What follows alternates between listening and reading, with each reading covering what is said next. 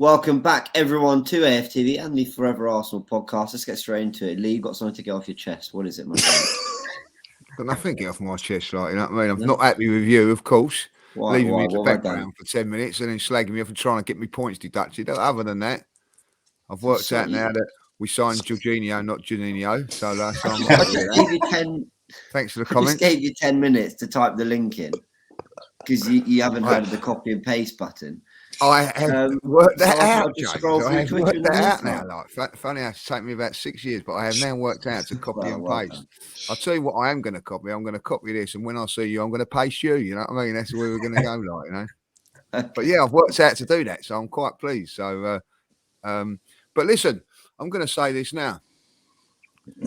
When Turkey's coming back, because, like, you know, as much as poor on timing he is, he does get the old the link up. You know, not with a minute to go, like, you know. I don't know what you lads think about this. It's not acceptable, really, is it? Come on. It's not. Does it make you feel better if you have it 10 hours earlier? No, about half hour early, so you can test out everything. Make sure you know, because I'm the ultimate professional. I don't like all this slapdash stuff. I know, like, you youngsters are like that, but I don't know about. Well, I'm pretty sure. It's got to be slapdash. And Jordan gets us here at 8 a.m. Huh? I mean, I've been up for 2 hours, to be fair. So most people in the world are up. We know you're a freak. I was up at 6:30, to be fair. But there you go. So I was up early too. So it's not just me, mate. But you get pointed for that getting up early, like, you weirdos, like, you know what I mean? Like, you know, was it still dark out?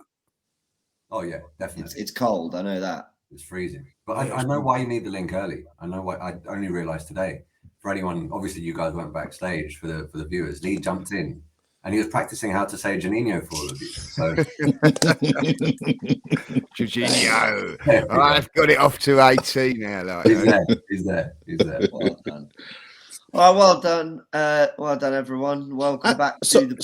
Sorry, James, quick one. I was thinking last night. Go on. Sorry. It's just on Jorginho. Is he the first Italian we've signed? No. I don't know about first Italian international. We've signed Manoni, didn't we, the goalkeeper? Oh, yeah. Must have been quite young, though, because he was more of an academy prospect, wasn't he? What was that? What was the forward we signed? Italian? Yeah, it was a forward. Come through. He was a youth player. I don't know. I think Jorginho. Look at I think Jorginho and Manone are the only Italians I've known or seen play for Arsenal. There was another. He was a youngster, played up front. Put it in the comments. Okay. Can't think of his name, but I don't think we've had an Italian international, have we? There you go. Our first ever Italian international at Arsenal, Jorginho. Well, he's actually Brazilian. Anyway. Well, yeah, there is that. Welcome, everyone. Welcome back to the Sorry to steal your thunder there, Jordan. No worries. Anyway, yeah, sorry. Go. Power through. This is more of a preview show today. We did go into a lot of detail around Arsenal's defeat to Everton, but also the fact that Man City perhaps did us a little bit of a favour. Well, Tottenham did us a big favour. Harry Kane's 167th and record-breaking goal did Arsenal a bit of a favour, which made that, I think, a bit easier for everyone to stomach. We're going to talk a little bit about Jesus today and the prospect of him being back quite soon. Yes, Lee, I haven't even finished, and your hands up. What do you want? I just want to say, I just want to address something. Like, you know, a few people have thought I was very, very negative after the game against Everton. Like, you know, yes, I was, because, you know, I go game for game. But my mate come up with a fantastic point, and it made me feel a little bit better. And I feel that I should share it with you guys. Was that he actually said, he watched the show, and he said that he was a bit down and all that. And I said, yeah, because of the performance and the way we played, and obviously losing. And he goes, I'll tell you this now, Lee. He goes, it don't matter what team played. Any team in the Premier League went to that game on Saturday, they would have lost. Don't matter if it was Manchester City, Tottenham, Chelsea, Manchester United, they would have lost that game. They was that good, Everton. You know what I mean? So there you go. I think he's got a point. Yeah. I looked at it. I look back on it, and you know, it was a fair assumption, really. So, listen, I was disappointed, but you know, the players have earned the right to go again and forget about that performance. And I have forgot about that performance now, and looking forward to Brentford. That's all I have to say. Intro take 3. So we're going to talk about Jesus, and then we're going to preview the Brentford game. And the last thing I wanted to touch on was, I mean, We can't do it in two. Just to cut you there again, James. Oh. I'm joking. When is Turkish back? Because I'm joking. I'm joking. I need him. I need him back to fill in. Sorry, James. You're doing a great job. Sorry. Well, thank you so much. I wouldn't say great. He's doing a job, but no, I wouldn't say great. And I'd like to touch on the Man United result because Sharoy and I declared them. What's the point? Mute everyone whilst you're doing the intro. Just mute everyone. I forget I have that power. Hold on. There we go. We've shut up Jordan. Right, they've gone quiet. Okay, I can finish this. We're going to talk about Man United's result, the title race, and how we're kind of foreseeing the rest of the season. Brilliant. Now you're back in. You're back in. Very good. Very good. We've got to do that. 6 minutes into the pod, and Lee's had You've got the power. You've used your power. Thank you. I did. It is quite a good position. This. Let's talk about Man United. They drew 2-2 leads. Fair play. A decent comeback. A video went out on the channel. We discussed it in a live show. Cecil and I looking at kind of what fixtures were remaining. But it does fill me with hope. You know, Spurs and City, you know, was a part of this, and now United with Leeds, and there's still a long, long way to go. But the fact that the gap is, I tell you what, 8 points of the game in hand doesn't sound as good as 7 points with 2 games in hand. You know, an opportunity for Man United to potentially cut that gap a little bit is gone. And it's just another little step forward for Arsenal. And these are the little things when you're battling out at the top, the results that, you know, everyone else gets, you know, they could be little boosts for us. And that's another little boost potentially going into Brentford, Troy. Yeah, definitely. But I know it sounds cliche. This is that period of the season when you will get managerial changes and you will get teams at the bottom that have suddenly realised they have to get their arse in gear and they're fighting for their lives. So I can guarantee you that is not going to be the first result of that ilk from a team that's fighting for relegation. And we may be on the wrong end of one again at some point in the near future. I mean, and I completely understand what you're saying about how the table looks. I said on the last pod, and I said on the Big Six, that with United only 3 points behind Man City, I had actually started looking at them again because of the fact that we have to play Man City twice, and one, if not both, you know, we'll drop points at some point, right? And I think quietly, although Manchester United fans may not have been articulating it and they might have been sitting on it, I think they also thought that they had an outside chance. But going 2-0 down last night, I'll be honest, at 2-0, because it was at Old Trafford, I wasn't nailed on that Manchester United were going to lose that game even at 2-0. I've seen it so many times over the years where they do come back. But the one thing I would say about last night, I know it's an Arsenal pod, but I do think that Ten Hag got it slightly wrong last night. I do think that he was largely to blame for their lack of attacking threat in the first half. I don't know why the hell you'd move Marcus Rashford out of position when he's been on fire since he's come back from the World Cup. And I think had he not made the substitutions that he'd made at that point in time, they may have gone on to win the game because they actually had, you know, all of the tailwind, and they couldn't get the result. So I kind of want to look at Arteta's mindset or use Arteta's mindset of us going game by game and not focusing on anyone else. As a football fan, you can't help it, man. You can't help but look at the table. You can't help but look at the fixtures to come. You can't help but look at how many points you can accumulate. The game-by-game thing is the ultimate professional mindset. But I'll be honest, I've never been able to do it. No. And because it gives you an insight into, well, these are the tougher games. This is a probability. This is the chances. This is where we could be. I mean, I was looking at come the fixture on April 1st. I don't think it includes the game on April 1st. We have 9 games. 6 of them are at home. So it's a real opportunity for momentum to build now. The Everton game, the rematch, the second date with Sean Dyche has been booked in very soon. That's March the 1st. So there's some opportunities for Arsenal here to put together some momentum. And it starts with Brentford. If we can just chalk off the Everton game as a one-off, Arsenal can hopefully start to build momentum. And we've actually got a history of losing to Everton and then going on a really good run. So touch wood, I haven't gone and jinxed that now. But you know, hopefully there's something there for Arsenal. Lee, how are you looking at these next 9 games, the 6 at home as well in particular? Well, Shiroi makes a fantastic point there, because you should be like game for game, but you do look at the fixtures. You do, as a fan, you look at the fixtures because you're playing what you're going to be doing as well. Like, do you know what I mean? So it's not like you are looking at it as another. I use that as an excuse, like, but we've got 9 games that we've got a very, very good chance of putting some points on the board. Really, points on the board. I think. I'm looking at it. I think the one game you would look at in the next sort of few games, obviously the Manchester City game and the Liverpool away game, and the other games you'd fancy Arsenal to win with the form that they've been in. A couple of things on last night's game, and I think it's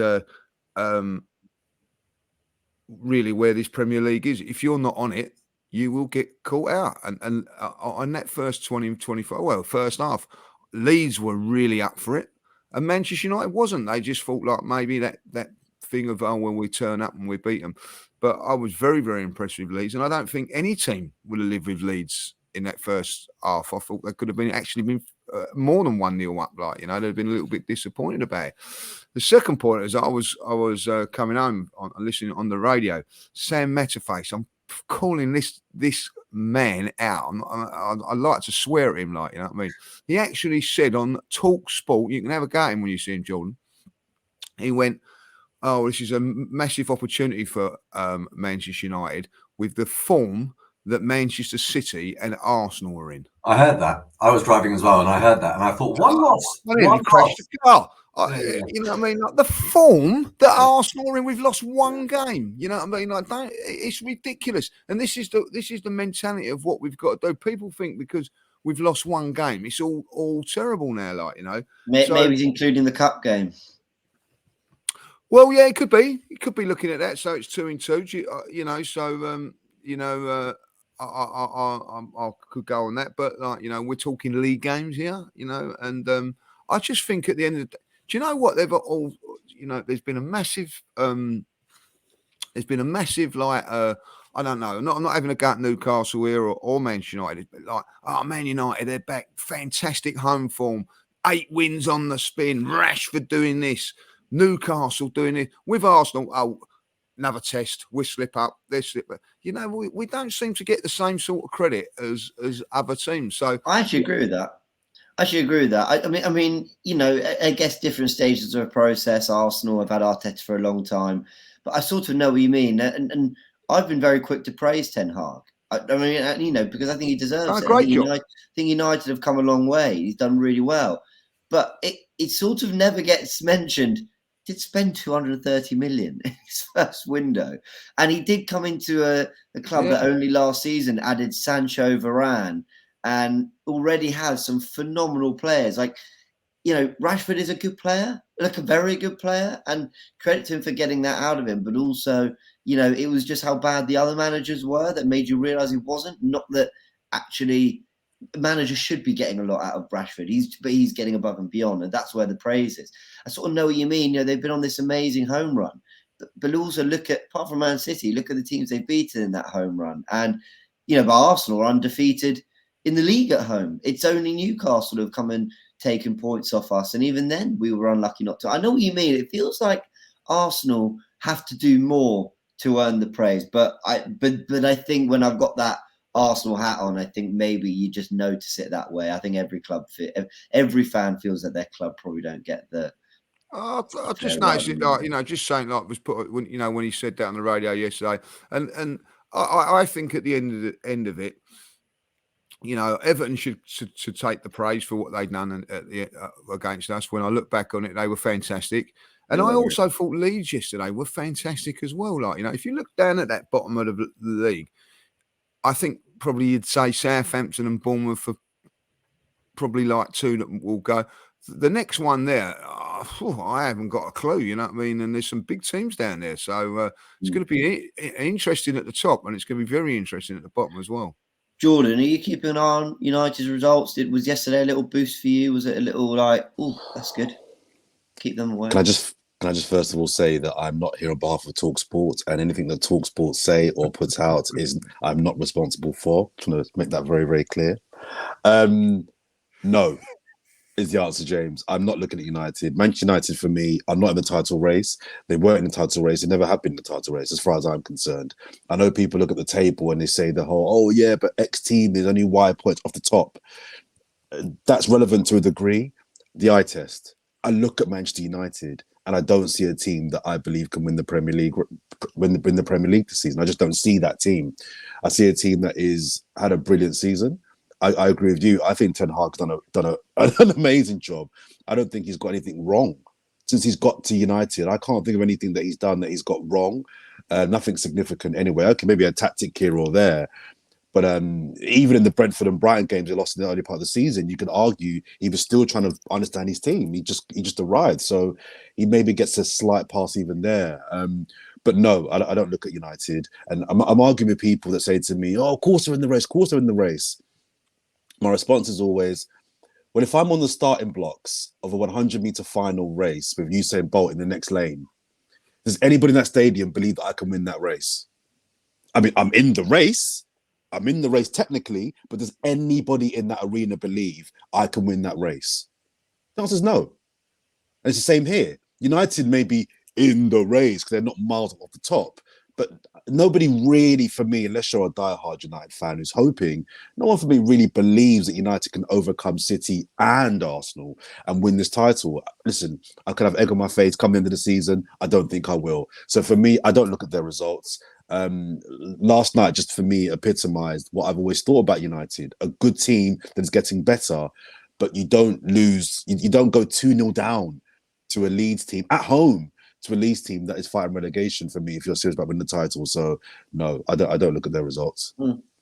Yeah, I mean, I just think I kind of get what you're saying. For me, just any little boost, anyone that feels like they're on the up, that's putting a run of wins together and is closing that gap to some degree on us, or at least maintaining pressure. You know, we lost to Everton, they won, so it closed it a little bit. I'm just happy to see that that gap diminish slightly. Yeah, go on, Lee. Yeah, you know, I like what Jordan says there, but I disagree with him on this one, like, because and I'll tell you why.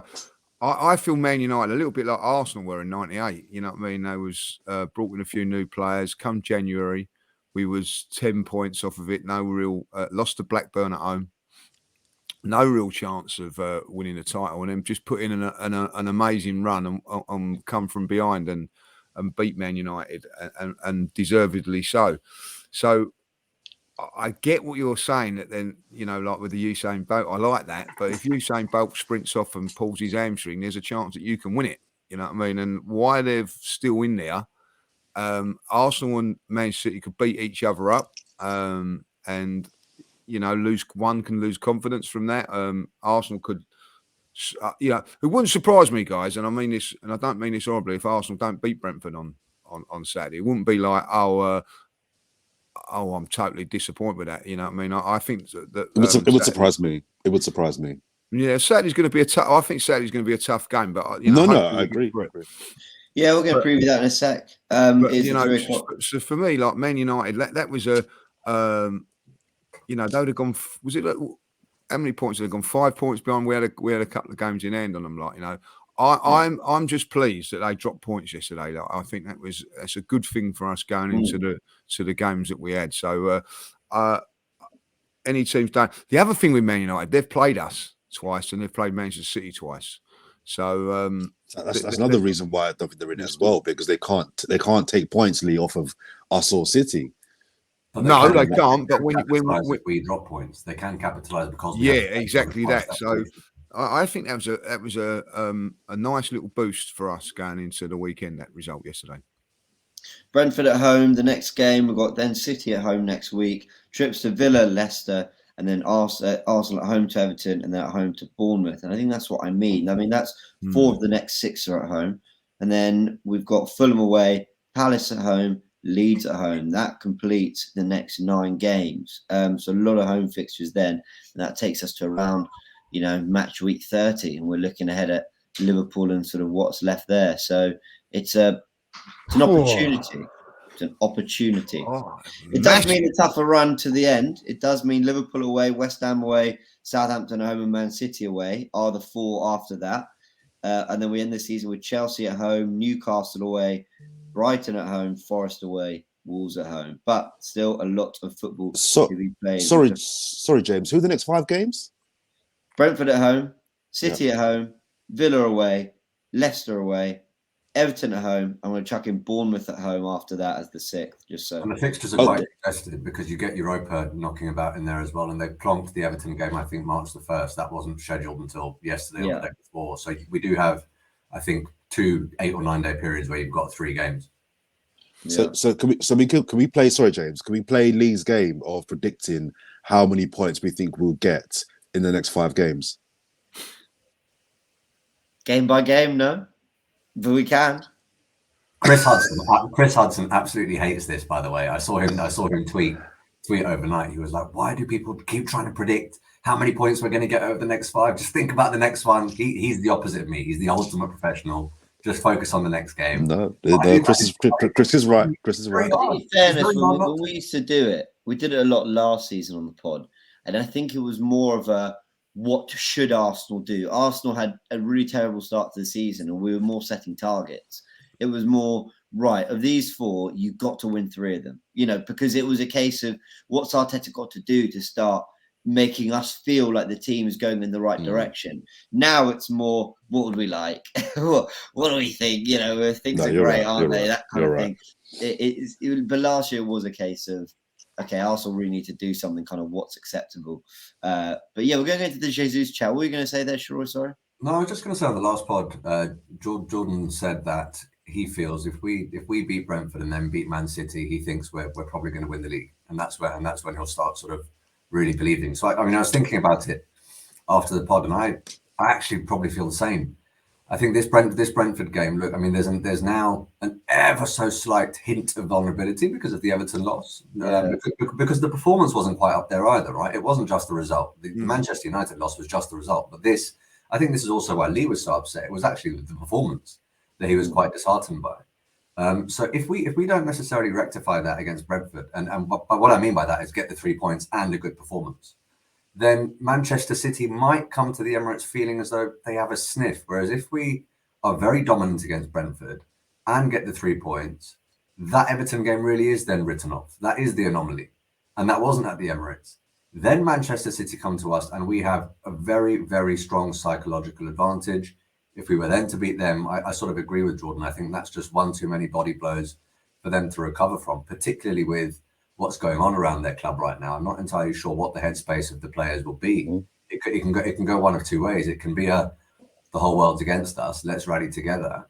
Or it can be hi, sorry, look, I know that we might not be going down, but would you reckon you could just see if there are any offers for the end of the season, just in case this goes left?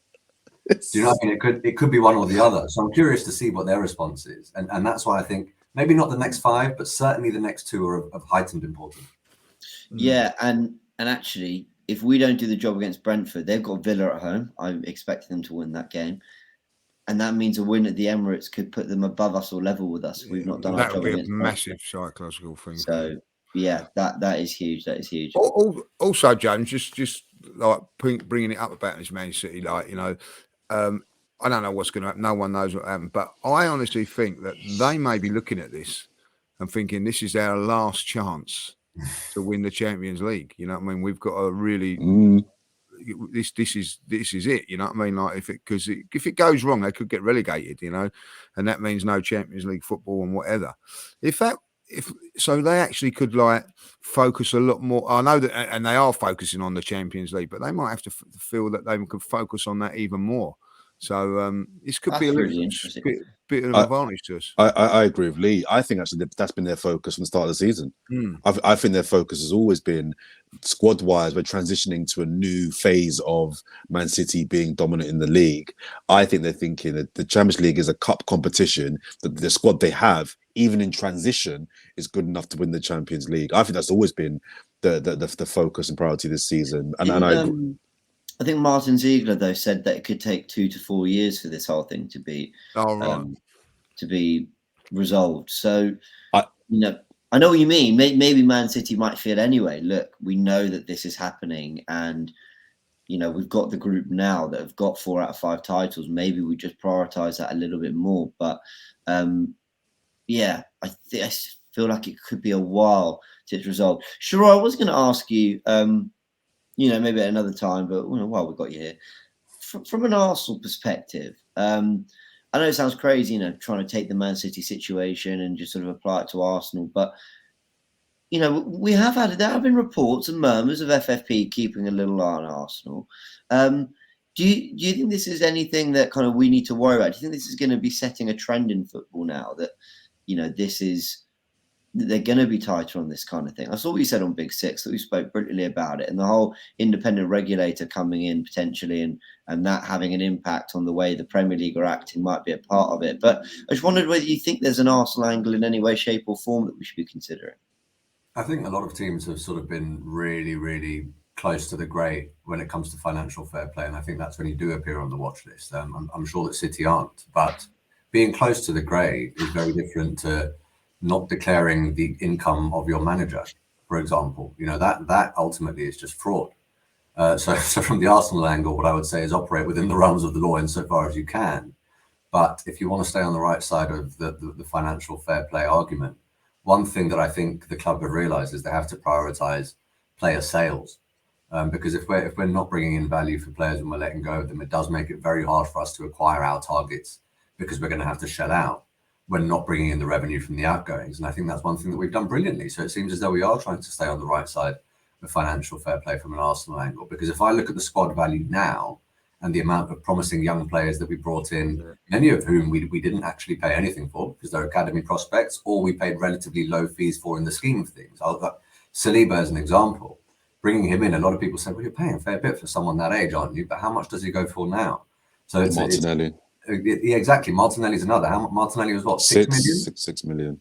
I mean, there are a number of them where you can use that example and say, you know what, actually that sort of signing is very astute if you want to stay on the right side of things for financial fair play. And the only other point that I would make is I understand that Manchester City appear to have done wrong with 100 potential charges, right? And just going to timing, one of the problems there was actually non-disclosure and non-cooperation with the Premier League investigation. So if you're talking about establishing over 100 charges and that arbitration panel also getting the disclosure that it seeks to be able to determine 100 charges, I do find it very unlikely for this to be resolved quickly. Even if people have the best intentions to do so, this is going to be a very, very long, drawn-out process. If it was one accusation, it would be quite straightforward to determine, but we're talking over 100 here. It's a fair bit.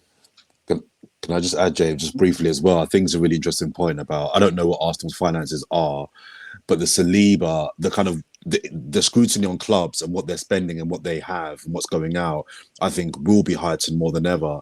And I always like to think, because Arsenal and Arsene Wenger ran the club like it was their own personal fiefdom, I like to think that we are nowhere near the brink or precipice of breaching any particular financial rules. I mean, we've been crap for 20 years, so at least if we've been crap for 20 years, at least tell me that, okay, we're at least financially, well run. That's the one upside, I guess, to not having any prems in the last 2 decades. But the Saliba contract is an interesting one for me because Sharoy kind of touched on it there. If we are not as prudent as I think and I hope we are, do we have to maybe sell an asset in order to balance books? And I think the whole talk around Declan Rice is quite strong. Can we go big in the summer for 2 or 3 marquee signings as potential Premier League champions, whilst also maintaining contracts that we currently have? Do we have to sacrifice and make profit on Saliba?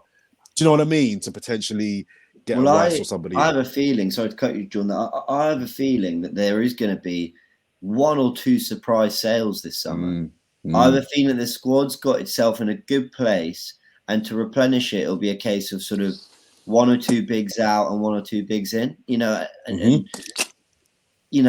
don't want to, people will be up in arms in the comments. What, you can't sell him? Look, I think if Balogun doesn't sign a new contract, I think there's a good chance that they might sort of look to make a decision while his stock's so high.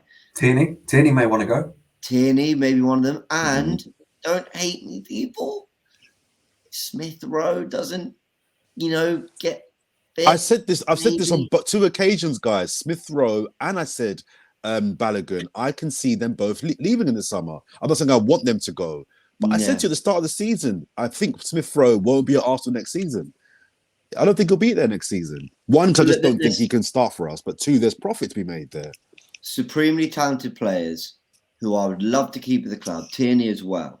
But if they don't quite fit the way Arteta wants to play, and I'm not saying they don't, by the way, Smith Rowe and Balogun, why not? Tierney does in a different way to Zinchenko.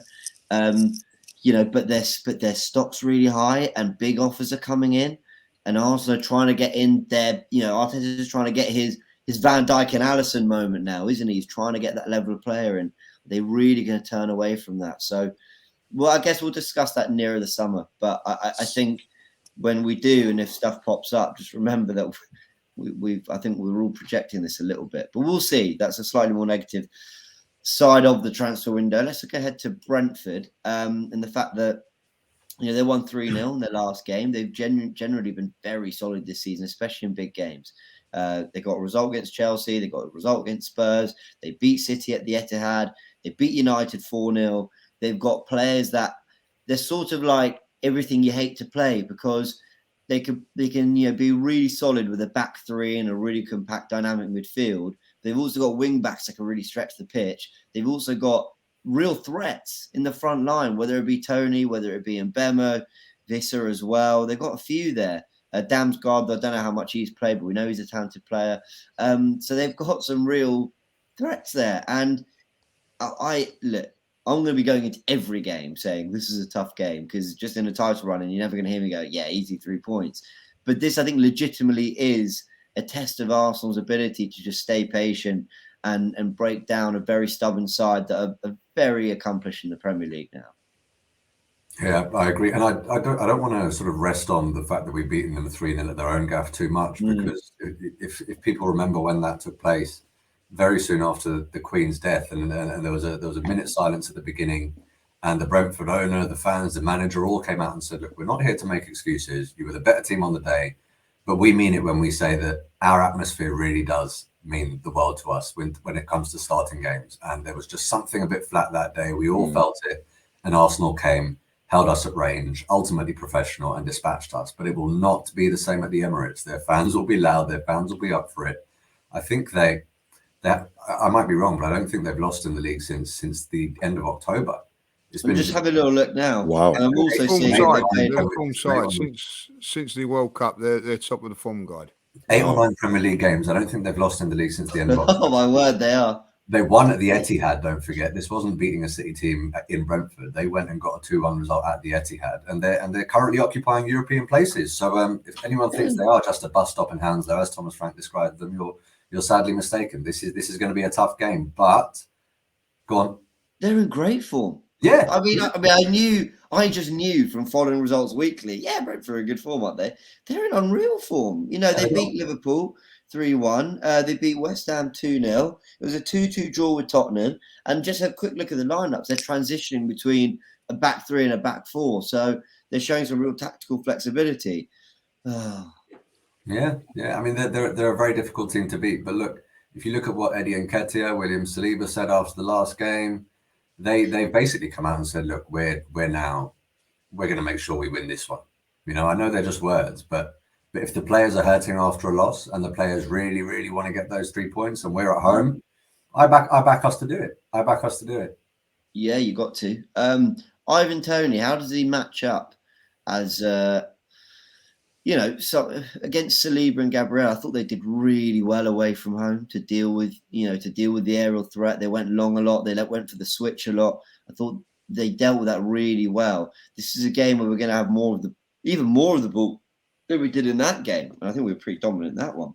Probably one of our best away performances of the season. But it was, we're going to have more of the ball against them at the Emirates, and maybe a degree of complacency or sometimes concentration can go. And Ivan Toney's the kind of player who I just think he could just cause you problems. He's physical. He's a great passer of the ball. He scores goals as well. One you're particularly keeping an eye on, Lee? Yeah, obviously, like, I think that Calvin Lewin caused us all sorts of problems on Saturday, and Similar profile. similar sort of profile, like. But listen, we went to Brentford last time. Remember the game, and we're just on the back of that Man United defeat. And when we get to the ground, there was the rumours that Odegaard weren't playing, which become true, and Vieira come in and scored. I am worried about this game because one, we lost to Everton, but even if we'd have beaten Everton, I've been worried about this game because my set is what do we do come Wednesday as well, and I think that fans and everybody is now slightly got one eye on Wednesday, and I think that it's in the fascinating thing on Saturday for me will be the lineup. We look at the lineup and we go, yes, basically the same we all expect it to be. But I don't know if he's going to make. I said this, I touched on this last time, that I think that does he make a couple of changes with one eye on Wednesday, because I'd be very upset. I'd be very upset if I'm being honest with you, and that sort of goes back to what I'm talking about in terms of not allowing City to feel any sense of vulnerability when they come to the Emirates. If we depart from our first 11 for this Brentford game, and God forbid we drop points, that makes the City game so much more important and so much more difficult. I really just don't. I totally agree, but I wouldn't be surprised. Sure, I wouldn't be surprised. At 2:00 that Trossard's in instead of Martinelli. I would. And Tomiyasu's in place of Ben White. I wouldn't be surprised. Whether I would want it or not, I don't know. I think that he may not. You know what I mean? If I'd be honest, I wouldn't myself. I'd go big in both games. It's the best team.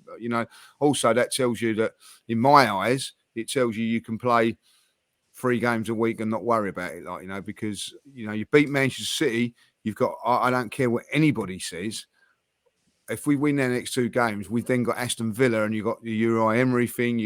At some stage there will be a little bit of a tinker, and I don't know. I'm just putting it out there. Sorry, what you just said, Lee, about keeping an eye on the next game. I'm not sure. I'd be really disappointed if he did that. I also think even if he sort of made those changes and won, I don't know what. I was going to say, I don't know what kind of message it sends. It might send the message, look, we can rotate, we're still brilliant. It might send the message of, look how worried we are about City. I don't know.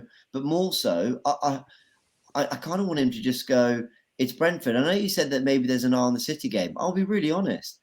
I personally haven't thought about it. I know I was just projecting the upcoming games, admittedly. But I mean, my honestly, I'm just like, Brentford, I really hope we beat them. I agree, but I'll put this scenario to you.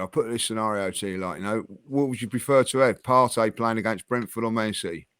Well, okay. Brentford. What happens if he plays against Brentford and he breaks down?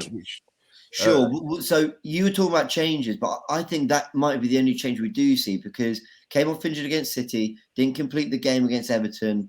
And Jorginho, experienced Premier League player, didn't have the greatest of cameos, though I think probably got the criticism a little bit too harsh on him. But I think he's a player that Arteta legitimately trusts, even though he's only had him like a week. So I could see Jorginho playing that game. I'd go the other way. So would I. If Partey plays against Brentford, fine. If I see Trossard and Tomiyasu, the ones that Lee mentioned, I don't think that's rotating because of fitness. I think that's form. I think he's actually saying that, no, you know what? Ben White and Martinelli looked a bit off it, and I think this is my strongest team. At which point I wouldn't be asked. My only point is to play the team that you think is your strongest team. I'm not here to question what you think that is. I don't see them train day in and day out. Yeah. But if you're going Trossard and Tommy, I actually don't think it's fitness. I think if he's done that, it's because he thinks that's the best 11. Yeah, that's a really good point. I wouldn't be disappointed to what Lee's point about him rotating. I'd be fuming. I'd be so angry if you're. By the way, my girlfriend's from that area, Brentford. So if we lose this game, I won't be in the end of it. So there's no way we can lose this game, if only for my fucking sanity. But I'd be fuming if you're the Man City game. It sounds wild. I don't care. I don't care. This game is huge. This game is so big. If we drop points in this game, we're in trouble. We are in trouble because I'm actually even convinced that City necessarily beat Villa. on the weekend. I don't think that's a foregone conclusion, but City will be the favourites. If we don't win this game, we are in trouble, not only because City will smell blood, but then you have a very young, inexperienced team at Arsenal thinking, oh, actually, are we that good? Can we go all the way? Can we get it over the line? And then you get the PTSD of last year. I wasn't concerned. I said to Lee in the last pod, I wasn't concerned about the Everton loss because I see it in my mind as a one-off. If we don't beat Brentford, it then becomes part of a bigger problem. And then I am concerned. Then I am worried. If he rotates if he rotates or doesn't pick his best team against Brentford, I'm fuming. And I'm totally with Sharoy. Partey is our most important player. If you give me the choice of play Partey against Brentford or against Manchester City, Brentford. It's Brentford. Also, if Arsenal ain't not to win this game for whatever reason, would you then bring in the cup game? As like, lost momentum. It's now 3 games without a win. Or do you still keep that one separate? Lee, Go on. it's funny because, sorry. I'm saying this is success on the live. You can look at it how you want. So on the one hand, you could say, we've just lost to Everton, but wow, what a January we had. And even just before that, since the World Cup, West Ham, Brighton, draw in Newcastle, then we beat Spurs and United. You think that's a fantastic run. Well done. You could also flip it and go, Arsenal have only won 2 of their last 5. They won 2 of their last 5. Spurs, United, drew in Newcastle, lost to City, lost to Everton. Actually, maybe that's the bad form Sam Matterface is talking about. I'm a glass half full guy, and I hope Arteta is, having that kind of mindset around the place rather than saying, you've only won 2 of your last 5. We need to turn this around. This is bad form. It's very interesting because 5 minutes from the end of the game at Everton, I was doing me nut a little bit, and a fella turned around and said to me, "This is all because of that FA Cup game. We've lost momentum." I disagree. I didn't agree with it. I don't agree. I sort of brushed it aside a little bit and said, "No, that didn't really, matter and whatever." I don't agree. But if we was to lose at Brentford, was not to get a result against Brentford, that's what I'm saying. That's the question I'm asking. And we're just thinking it's just Everton and Brentford, or are we bringing that Manchester City game into it? Lee, I think the media narrative will be, because they didn't put their best team out against City, that triggered the next 2 results. I think, as we all agreed, at the start of this pod, I think we lose that Everton game regardless. It was a game where Everton were just on top. I think if we'd have beaten City and knocked them out of the cup, I still think we'd have lost that Everton game. So I wouldn't attribute that cup defeat. There's that, but there's also, look, we lost against PSV and then came straight back. We got dumped out of the Carabao Cup and then pretty much came straight back. That didn't interrupt momentum, and those were cup competitions where form and momentum are equally applicable. Right? So that's the way I look at it. Yeah. Very true. Yeah, all right, we'll go into some predictions now. We were going to touch on Gabriel Jesus. Let's just remind ourselves of where we are with the league table. Showed it last show. Anyone watching or listening on audio platforms, Turkish still top with 28 points. Lee second with 26. Jordan with 22. And Sharoy last with 20. Embarrassing, mate. Embarrassing. Do you want my points, Sharoy? Because quite frankly, I'm sort of sick of paying league judges money. To be honest, every time I've come on here, I haven't got one right either. So I'm not much better than you, so don't worry. It seems to be the more you know your football, the more you get wrong. Oh, isn't it, Sharoy? Isn't it fascinating? I'm staying out of this one. I'm staying out of this one. I never thought of it that way. Something in that. Load of crap. As we get our comments of the week ready, just anyone want to just a quick word on Gabriel Jesus? I mean, can I have a quick word on Jesus? I'm not even worried about it this moment in time, and I'll tell you why. I'm not even going to rely on him because look at Smith Rowe, been out for a long while, comes back injured again. What will be will be. I think that. The good thing for me is if Jesus comes back and he's on the bench for every game, that gives us an option, but relying on him, I think he's a fantastic player. But not sorry, not necessarily relying upon him, but very quickly, the fixtures that you rattled off, James, that sort of take us up to the slightly more difficult fixture list on paper, that sort of coincides with the projected return date of Gabriel Jesus, right? So if we're looking at a wonderful script, it's all right. You got through a tough but a doable run of fixtures, and you're about to get to crunch time in the title race, and your main man comes back and gives you that lift that everyone needs, right? So I'm hoping that's how it works out. I'm quietly hoping that's the fairy tale, but as you say, anything can happen on the road to recovery, so I don't want to get too gassed about it. Yeah. All right, score predictions and comments of the week. Sharoy, what are you going for? Brentford at home. 2-1 Arsenal. I think we concede a fair few at home. We haven't kept as many clean sheets as I'd like, and I also think that Brentford defensively will be relatively resolute, so it's not going to be as free scoring, I don't think. Now that I've said that, it probably won't happen. Yeah, I actually agree with that. And I know we've not gone in any particular order whatsoever there, so I've completely messed it up. But go on, Lee. I'm torn between 2-1. Exactly what Sharoy said there. We do concede goals at home. He don't get them right, does he, Sharoy? He's a bit like yourself and Jordan. So this, so rude. I can't even argue. I'm gonna stick my neck out and go 2-0, but a very, very tough 2-0. And I wouldn't be surprised if Brentford scored first. I'm going to play tactical here because I want to try and win this league. I'm going to go 1-1. I'm going to go 1-1. I think, I'm going to go 1-1. I'm nervous of that, by the way. I'm nervous of Arsenal find it really hard to get a goal, but they get something. But actually, Brentford have caught us on the counter, and it's. But anyway, we'll see. But Arsenal have responded well this season. They have responded well to defeats or bad results of some sort. 2 bad performances. It's a massive game, man. Yeah, massive. Yeah, it's huge, man. It's huge. I remember when Arsenal. They won at Leeds, having not played well, in my opinion. They drew at Southampton. They weren't great for a lot of that game. And then we beat Forest 5-0. Then we won 1-0 at the Bridge. Arsenal have it in them to, respond really well when they hit a bit of a lull. And I hope Arteta, whatever he's doing behind the scenes, that is getting that reaction out of them, goes for that again. Let's go for comments of the week. I'm going to kick things off. Yasavi again. He's not putting the... Huh? What have you gone for? What have you predicted? I said 2-1. I said 2-1. I didn't hear you. Sorry. Well, you don't listen. Well, only when you're talking. got super chat from Yasavi from the live show. Again, he's not even putting his best comments in the comment section. Fair enough, but he's enjoying the live show. You'll catch it. You're getting them from all angles, Jordan. But Yasavi was he sent in the comment last show about Jorginho and the having another player whose name you won't mention. And he's gone for a similar kind of theme. He's gone for, I really hope Jordan doesn't become an announcer at the Emirates.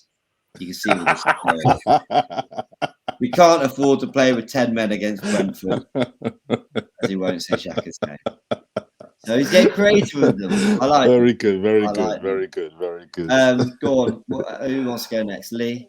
Yeah, I've got one from N. Marazi. I hope I've got that right, because I didn't get a lot right in the last few shows. He says, first it was Chinchenko, and now it's Mourinho. Gotta love Lee Jones. So, unless we haven't mentioned Jorginho once today, I haven't anyway.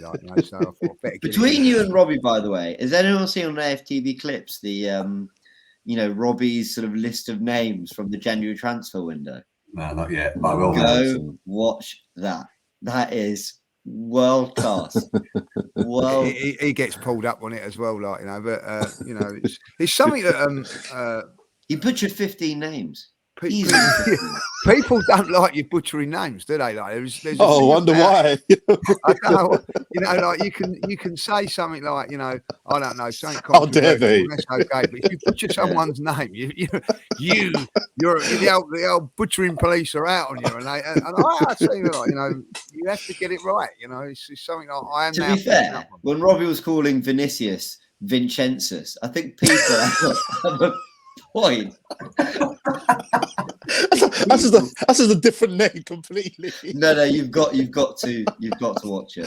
I'm gonna watch that. I'm gonna watch. Head to AFTV clips. It's titled something like Robbie butchering name after name after name.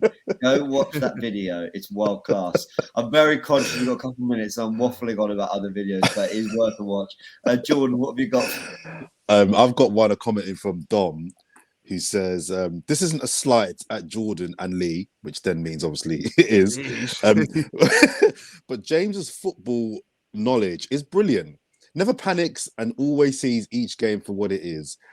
Why I rate him higher than everyone else at AFTV. Thank you, Mum. Thank you so much. She did as I asked. Who was that? Who sent that in? That was from Dom. Dom, thank you, Dom Bayless. That was like he's that. actually spot on. Yeah. Well, that wasn't the only one like that. There was another one from PVVY Concepts that says James is the youngest amongst the crew, but he's the most intelligent in his analysis. So it seems like they liked you last week, but that isn't the one that I'm going for. Why bloody mention it then? Like, I mean, why he stepped in as the host. He's covered for his boy Turkish. Let's give him the props where they're due, man. Let's give him the props. We've got another one. Marvelous Akiode 3438. I look forward to seeing a midfield pivot of he who I shall not name from Jordan, and for Lee, he who I simply cannot name. Brilliant. That was my favourite. Yeah, That's brilliant. It was his name. Brilliant. I'm coming for him. Like, I'll tell you that. I cannot name. That is amazing. That is amazing. All right, we've got to conclude it there. Everyone has busy days to get on with, but delivered a nice 51-minute show. The predictions are in. It's Brentford at home. How are you all feeling about Man United's drop points? Do you not care? Or do you think it's another little psychological boost, a little helping hand as Arsenal try to pick up form at a time where they really need it, because it's a big opportunity these next 9 games, as I touched on. We'll leave it there. Big thanks to everyone who's joined. Sharoy, brilliant. Lee, brilliant. Jordan, brilliant. Big thank you to all of you. Amazing comments as always. And we'll catch you on the next one.